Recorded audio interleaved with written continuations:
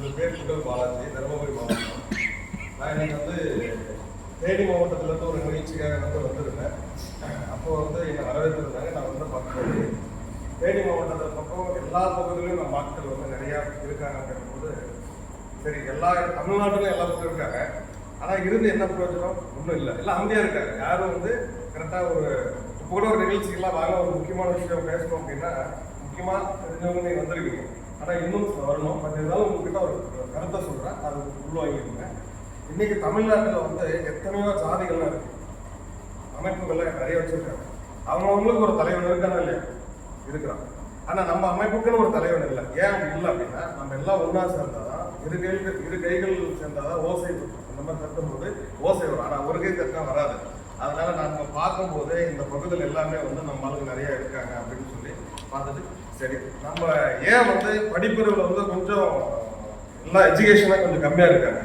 நான் நேற்று கூட ஒரு இடத்துக்கு போய் பேசும்போது அங்கே படிப்பறிவு கொஞ்சம் குறைவாக இருந்தது. முதல்ல படிப்பு வேணும் அப்படின்னு சொல்லிட்டு வந்தேன். இந்த பகுதி பார்க்கும்போது ஓரளவுக்கு படிச்சிருப்பாங்க அப்படின்னு தெரியுது. நம்ம கிட்டத்தட்ட ஒரு அரசு ஊழியராக போகணும்னா கூட, ஒரு விஓ ஆஃபீஸில் போயிட்டு ஒரு விஓ ஆகணும்னா கூட நம்ம சாதியில் கிட்டத்தட்ட யாரும் இல்லை, நம்ம குறைவாக இருக்காங்க. ஏதாவது எண்ணி பார்க்கணும், ஏதாவது விரல் விட்டணும்னா எங்கேயாவது பார்க்கணும், எங்கேயாவது இருக்காங்க தேடணும். ஒரு வருவாய் கோட்டாட்சியர் ஆஃபீஸுக்கு போகணும் அப்படின்னா கூட அங்கே நம்ம ஆளுங்க யாரும் இல்லை. ஒரு போலீஸ் ஸ்டேஷன் போனா கூட நம்ம ஆளுங்க யாரும் இல்லை. ஒரு அட்வொகேட் போகணும்னா கோர்ட்டுக்குள்ள யாருமே இல்லை. ஒரு ஐபிஎஸ் அதிகாரி ஆகணும், இதெல்லாம் இருக்கணும். 20 ஆண்டுகளமாக என்னோட திமுக பயணம் வரைக்கும் இருக்கேன். இனிமேல் நம்ம சாதியெல்லாம் ஒன்றா சேர்த்து நம்ம இனத்தெல்லாம் ஒன்றா சேர்த்துனாதான் நம்ம யாரும் வெளியே கிடைக்கும். ஆனால் இருக்கும், நம்ம கிட்டத்தட்ட 42% விழுக்காடு தமிழ்நாட்டில் நம்ம இருக்கிறோம். ஆனால் நம்ம பூர்வகுடிதான். சும்மா யாரும் சொல்லலாம் வந்தேன், அதெல்லாம் அப்படிலாம் ஒன்றும் கிடையாது. நம்ம எப்பவுமே இந்த பூமி மண்ணிய மைந்தர்கள் தான். நம்ம தாத்தாவுடைய வீரப்பட்டை கட்டபொம்மன் ஐயாவும் திருமல நாயக்கர், கோபால நாயக்கர் இவர்களெல்லாம் போரிட்டு நம்ம மண்ணை பாதுகாத்து நமக்கான ஒரு அடையாளத்தை வைத்திருக்கிறார். உண்டா இல்லையா? வைத்திருக்காரு. ஆனா இன்னைக்கு அவரு போற்ற வகையில யாராவது இன்னைக்கு நம்ம தெலுங்கு தனியா ஒரு சட்டமன்ற உறுப்பினராக போக முடியுதா? யாரும் இல்லை. பட் இருக்கிறாங்க, அவங்க கட்சியில இருக்காங்க. அவங்களுக்கு என்ன உண்டோ, அவங்களுக்கு என்ன குடும்பத்துக்கு அது மட்டும் பார்த்துக்கிறாங்க. ஆனா நம்ம என்னத்துக்கு நம்ம எல்லாம் ஒன்னா சேர்த்து நம்ம ஒரு இயக்கம், நான் தமிழக தெலுங்கு மக்கள் இயக்கம் வச்சிருக்கேன். அந்த இயக்கம் எதுக்காக வச்சிருக்கோம் அப்படின்னா, நிறைய சங்கங்கள்லாம் அங்கே நீங்க வச்சிருக்கீங்க. சங்கத்தெல்லாம் ஒன்றா சேர்த்து, சங்கம்னா அந்த வட்டத்துக்கு மட்டும் தான் உங்களால் டீல் பண்ண முடியும். நான் என்ன பண்ணுவேன், எல்லா சங்கத்தை ஒன்றா சேர்த்து நமக்கான உரிமையை நான் தமிழக அரசு வாங்க முடியும். இதே மாதிரி எங்கள் குழந்தைங்க 10 பேர் வேலை வாய்ப்பு வேணும் அப்படிங்கிறப்ப, அப்போ இதெல்லாம் வேணும், வேலை வாய்ப்பு வேணும் அப்படின்னா நம்ம என்ன பண்ணுவோம், நம்ம ஒரு டீமா சேர்த்து நம்ம ஒரு இட ஒதுக்கீடு என்பது வேணும். எல்லா சாதிக்கும் இட ஒதுக்கீடு இருக்கா? இன்னைக்கு போனோம்னா நம்ம எவ்வளோ பர்சன்டேஜ் மார்க் இருந்தால் தான் நம்மளால படிக்க முடியும். வேலைக்கே போக முடியாது. இந்த ஊருக்குள்ள எவ்வளோ பேர் கவர்மெண்ட் ஸ்டாஃபாக இருக்கீங்க? இருக்காங்களா? யாராவது ஆர்மியில் இருக்காங்க, ஆர்மியில் இருக்காங்க. ஆர்மிக்கு நாட்டை காப்பாற்றுறதா போய்க்கிறோம். ஆனால் நம்ம இனத்தை காப்பாற்றுறதுக்காக நம்ம வந்துக்கிறோம். அதுதான் வேணும். போயிருக்காங்க. ஒரு வாத்தியார் இல்லை, ஒரு விஓ இல்லை, ஒரு தாசில்தார் இல்லை, ஒரு போலீஸ் இல்லை, ஒரு கலெக்டர் ஆகியிருக்காங்க, ஒரு டாக்டர் இருக்காங்களா? இதெல்லாம் ஏன் இல்லை? நமக்கு எல்லாமே இருக்கு, நம்ம அதை பயன்படுத்தல, சரியான பயன்படுத்த முடியாது. ஒரு தாலுகா ஆஃபீஸ் சொல்ல போனா நீங்க போயிட்டு இங்கிருந்து போயிட்டு எனக்கு ஒரு வீட்டு வரி ரசீது வாங்கணும் கூட போயிட்டு ஒரு இடத்துல நின்று எவ்வளோ பிரச்சனை இருக்கு. ஒரு ஜாதி சான்றிதழ் வாங்கணும்னா, கம்யூனிட்டி சர்டிஃபிகேட் வாங்கணும்னா அதுல எவ்வளவு ரிஸ்க் இருக்கு பாக்குறது. இதே நம்மளால ஒர்சான்றா நான் ரெடிசர் செய்யறான் அப்படின்னு போன் பண்ண சொன்னா அவன் பண்ணி தருவானா? பண்ணி தர மாட்டான். நம்மளால பண்ணுவாங்க தானே? கண்டிப்பா. இதுதான் இதெல்லாம் நம்மளாம் அது என்ன பண்ணுவோம், ஒன்றா சேர்ந்து நம்ம சும்மா எல்லாருமே என் வேலை உண்டு நான் உண்டு அப்படின்னு போனா நம்ம பின்தங்கி போக முடியாது. நம்ம யாரும் ஒரு வரலாறு படிக்காத ஒரு இடமா போயிடுவோம். இந்த நாட்டுல நம்மன்னா ஒரு நேம் இருக்கு. எல்லா சமுதாயத்தை தாண்டி நாய்க்கிறா அப்படின்னா ஒரு நேம் இருக்கு. இவங்கெல்லாம் வந்தா சரியா இருக்கும் அப்படின்றது. அதே அந்த ஆட்சி புற இடத்துல கூட நம்ம போய் நின்னா நம்மளுக்குன்னு ஒரு பேர் இருக்கு.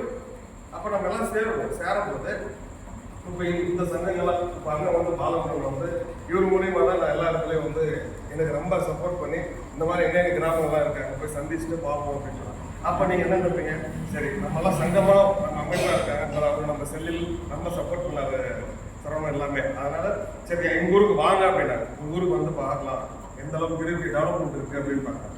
நான் சொன்னேன், உங்கள் ஊரில் 10 பேர் அரசு ஊழியராக நான் ஆக்குறேன், 10 பேர் அட்வொகேட்டாக ஆக்குறேன். யாரெல்லாம் வந்து ரொம்ப வறுமை கொட்டு கீழே இருந்து படிக்க முடியாத சூழ்நிலை இருக்காங்களோ அவங்களாம் என்கிட்ட கொடுங்க, நான் அவங்களை உருவாக்குறேன்.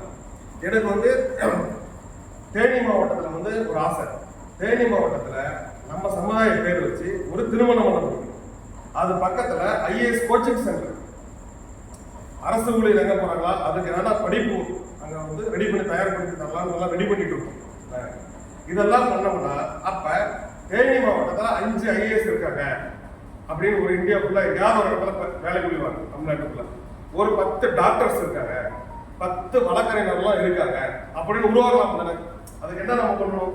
நம்ம என்ன சேர்ந்து நம்ம சப்போர்ட் பண்ணா கண்டிப்பா அந்த அந்த சரியான பாதை கொண்டு போய் அவன் உடம்போது அப்ப இந்த ஊருக்குள்ள போனா இந்த கவர்மெண்ட் வேலை இந்த ஊர்ல தானே அதிகமா இருக்காங்க. படிப்பு என்பது எல்லாத்துக்கும் சமம் தான். இந்த சாதிக்கு படிப்பு தனியில இருக்குல்ல, இடஒதுக்கீடு தான் கொஞ்சம் குறைவா இருக்கு. நம்மள கொஞ்சம் அதிகமா படிக்கணும். அந்த இடஒதுக்கீடு வாங்கணும் அப்படின்னா நம்ம எல்லாம் சேர்ந்தாதான் அந்த இடஒதுக்கீடு இவ்வளவு கொடுக்கணும் அப்படின்னு சொல்றாங்க.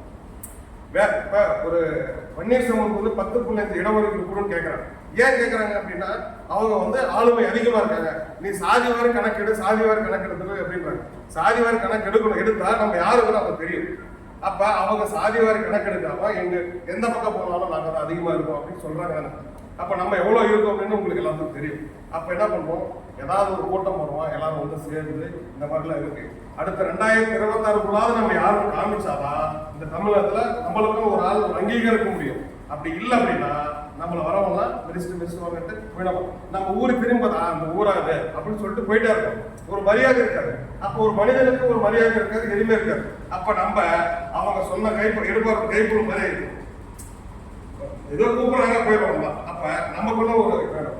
இந்த போட்டோலாம் இருக்கு. இந்த போட்டோலாம் வீரத்துக்காக, இந்த மண்ணுக்காக வாள் எடுத்து வெள்ளையை எடுத்து போரிட்டு வீரர்கள் தெரியுங்க. இவர்களை பூரா நம்ம எல்லா இடத்துலையும் தெரிவிக்கணும். அதே போல நம்ம திருமணனாக்கி இருக்கிறார். அவர் ஒரு மன்னர், எவ்வளவு பெரிய மன்னர்.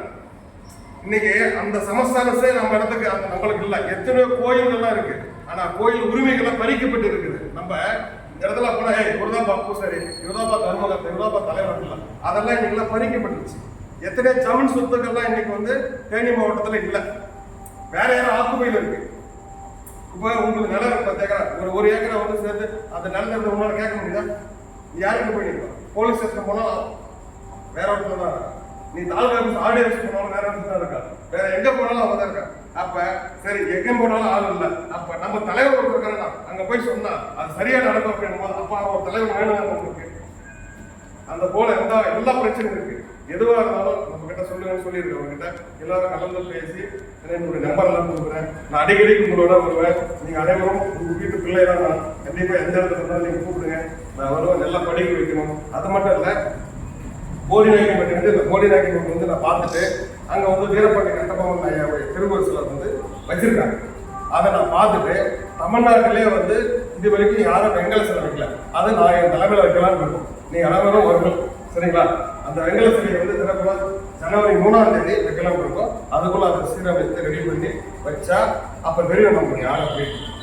அதே போல எங்க மட்டும் இல்லை, எல்லா பகுதியிலும் வைக்கணும். எல்லா பகுதியிலும் நம்மளுடைய மன்னரை எங்கெல்லாம் ஆட்சி கொடுத்தாங்க அந்த இடத்துல. அது இல்லாம நம்ம தமிழ்நாடு கூட வைக்கலாம்.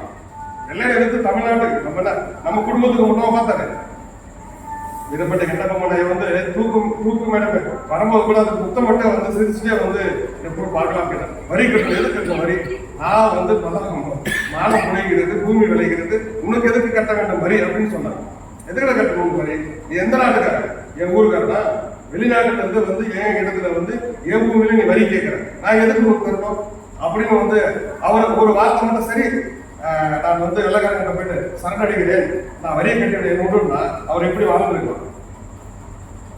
அப்ப நம்ம எந்த இடத்துல இருந்து நம்ம பிறந்திருக்கோம், நம்மளுக்கு ஒரு வரலாறு இருக்கு. நம்மளுக்குன்னு ஒரு வரலாறு இருக்கா இல்லையா? இருக்கு.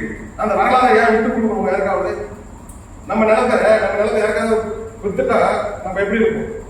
அதே போல நம்ம இனத்துக்கு ஒரு வரலாறு விடக்கூடாது.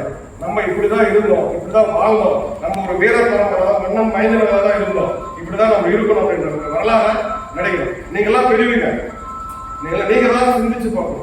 இதெல்லாம் சரியா? அப்ப நம்ம வீட்டுக்கு போனா நீங்க போகும்போது வீட்டுல போய் படுத்துட்டு யோசிச்சு பாருங்க. ஒரு தம்பி வந்தா அப்படி இந்த மாதிரி பேசுறேன் அப்படி எதுக்காக பேசுறேன், நல்லதா சரியா அப்படின்னு நீங்க திங்க் பண்ணி பாருங்க. அப்ப தெரியும் இது உண்மை அப்படின்னு தெரியும். உங்களுக்கு ஆள் மனசு உங்களுக்கு சொல்லும் இது. அதனால நல்லா நம்ம படிச்சு எல்லா கவர்மெண்ட் வேலைக்கு போகணும். அதுதான் என்னுடைய லட்சியம், என்னுடைய குறிக்கோள். எதுவாக இருந்தாலும் எந்த நிகழ்ச்சியாக இருந்தாலும் கலந்து போங்க. எல்லாரும் உங்களுக்காக நான் வேலை செய்ய தயாராக இருக்கேன். வேற ஏதாவது இருந்தாலும் சொல்லுங்க, நான் பண்ணி தரேன். அதே போல ஏதாவது குழந்தைகளுக்கு முடியல, ஏதாவது பிரச்சனை, எல்லாமே முகாம் போடலாம். ஒரு பெரியவர் வராது, அவருக்கு கண்ணு வந்து பிரச்சனை, ஆபரேஷன் பண்றது காசு இல்லை, என்ன பண்ண முடியும்? நான் பாருங்க எவ்வளவு பேர் டாக்டர் இருக்காங்க தெரியுமா உங்களுக்கு? என் சொந்தக்காரலாம் கிட்டத்தட்ட 50 பேர் டாக்டர் இருக்காங்க. நிறைய பேர் போலீஸா இருக்காங்க, எல்லாம் நம்மள இருக்காங்க. நான் சொல்றேன் இந்த பகுதியில் இருக்கணும். ஏதோ ஒரு பக்கத்துல இருக்கு சதவீதம் வந்து ஒரு 10% விழுக்காடு வந்து இருக்கக்கூடாது. நிறைய அதான் நம்ம யாரும் தெரியும்.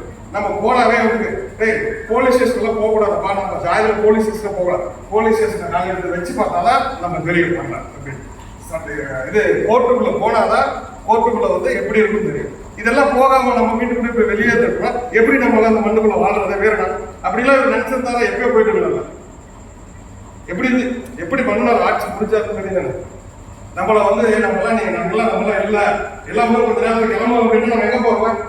நம்ம தான் இந்த பூமியை பாதுகாத்தோம், நம்ம தான் இருந்தோம், நம்ம தான் வாழ்ந்தோம். வரலாறு இருக்குது, எத்தனையோ பட்டயங்கள் இருக்குது நமக்கு, எத்தனையோ கோயில்ல எத்தனையோ இருக்கு. மூலிகை பிடிச்சு சாதிகள் பிடிச்சு நம்ம வரல. அந்த பட்டயத்துல கூட தமிழ் மொழியால தான் அச்சிட்டுக்கப்பட்டிருக்கு. கோயில கட்டினா திருமண நாயக்கர் கோயில் கட்டினார், அதுல என்ன இருக்குது? தமிழ் வார்த்தை தான் இருக்குது. நம்ம அப்ப தெலுங்குல எழுதுலாம், ஏன் எழுதல? நம்மள அப்படிலாம் இல்லை, எல்லாம் இடத்த பார்த்தோம். நம்மளோட வளர்ச்சி நம்மளே தான் குறைச்சிக்கணும். நம்ம வளரணும். அதான் உங்ககிட்ட சொல்லி விடைபெறுகிறேன். நன்றி, வணக்கம்.